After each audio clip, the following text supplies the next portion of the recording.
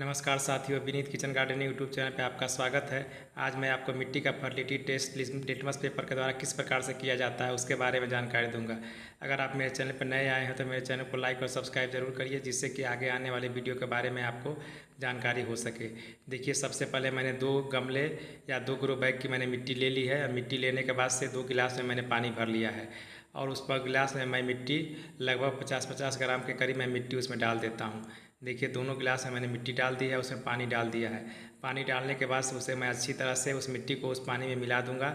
मिलाने के बाद से और मेरा जो लिटमस पेपर मैंने मंगाया हुआ है उस लिटमस पेपर को मैं आपको दिखा रहा हूँ।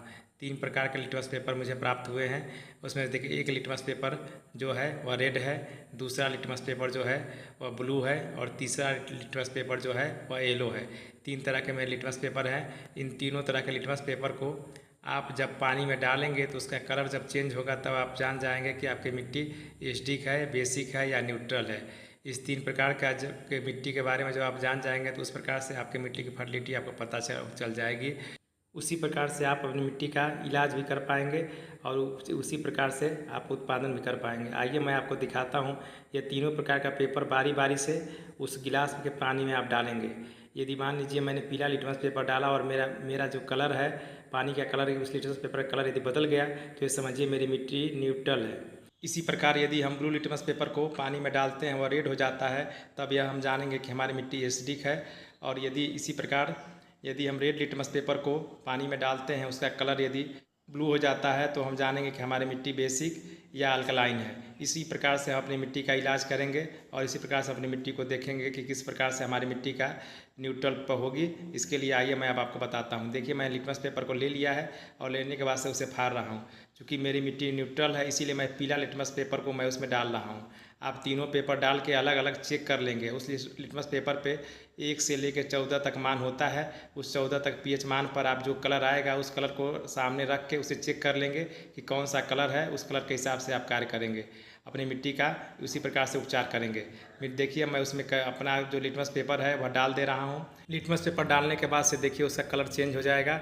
आप देखेंगे कि मेरा लिटमस पेपर है हल्का सा हरा कलर का हो जाएगा, जो हल्का हरा कलर, जो कि पीएच मान पे लगभग उसका 7 का मान होगा। देखिए, मैं उसमें दिखा रहा हूँ आपको, निकाला हूँ मैं और पीएच मान पर 7 हो गया है। देखिए, ये पीएच मान लगभग हल्का हरा है और 7 के करीब इसका मान होता है। इसी प्रकार से मैं दूसरे का भी निकाल के आपको दिखाऊंगा। इसी प्रकार से आप सभी प्रकार की मिट्टियों का आप अपनी जांच कर सकते हैं। यदि खेत की मिट्टी है तो उसकी भी जांच कर सकते हैं, यदि गमले की मिट्टी है तो उसकी भी जांच कर सकते हैं। सभी प्रकार की मिट्टी को जांच करने के लिए उपाय बहुत ही अच्छा है। देखिए, ये भी मैंने इससे दूसरे गमले की मिट्टी लाई थी, उसका भी पीएच मान लगभग 7 ही है। देखिए, वो भी हरा ही है। आप बारी बारी से सभी लिटमस पेपर को उसमें डाल के और उसमें उसका कलर चेंज करके और उस पीएच मीटर पर रख के और उसके मान को जान लेंगे।